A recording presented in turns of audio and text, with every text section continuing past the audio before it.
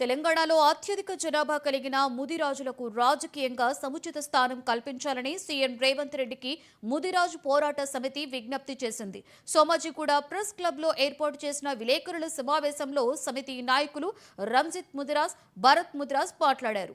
స్థానిక సంస్థల ఎన్నికలలో జనాభా తమాషా ప్రకారం తగిన వాటా ఇవ్వాలని వారు కోరారు. ఖాళీ అయ్యే ఎమ్మెల్సీ స్థానంలో తమ వర్గానికి చెందిన నాయకుడికి అవకాశం ఇచ్చి మంత్రి పదవి ఇవ్వాలని కోరారు. ఈరోజు ఈ వేదికను ఎందుకు ఏర్పాటు చేసుకున్నామంటే ఈ కాంగ్రెస్ పార్టీ సామాజిక న్యాయం వైపు అడుగులు వేయడం లేదనే ఒక దృఢమైన సంకల్పంతో ఈరోజు ఈ సోమాజిగూడ ప్రెస్ క్లబ్ నుండి మా వాయిస్ ను వినిపించడం జరుగుతూ ఉంది. సామాజిక న్యాయం అంటే కేవలం కొంతమందికి 1% ఉన్న వారికే మంత్రి పదవులు కట్టబెట్టి ఇలా ఈ రాష్ట్రంలో 14% ఉన్నటువంటి ముదిరాలకు అన్యాయం చేస్తా ఉన్నారు. కాబట్టి ఇలా ఈ అంశాన్ని ప్రస్తావించడానికి వివిధ జిల్లాల నుంచి మా ముఖ్య నాయకులు రావడం జరిగింది. కాబట్టి మేము ఈ ప్రభుత్వాన్ని డిమాండ్ చేస్తుంది ఏంటంటే నిజంగా మీరు సామాజిక న్యాయం చేయదలుచుకుంటే ముందుగా ముదిరాజులకు సామాజిక న్యాయం చేయండి.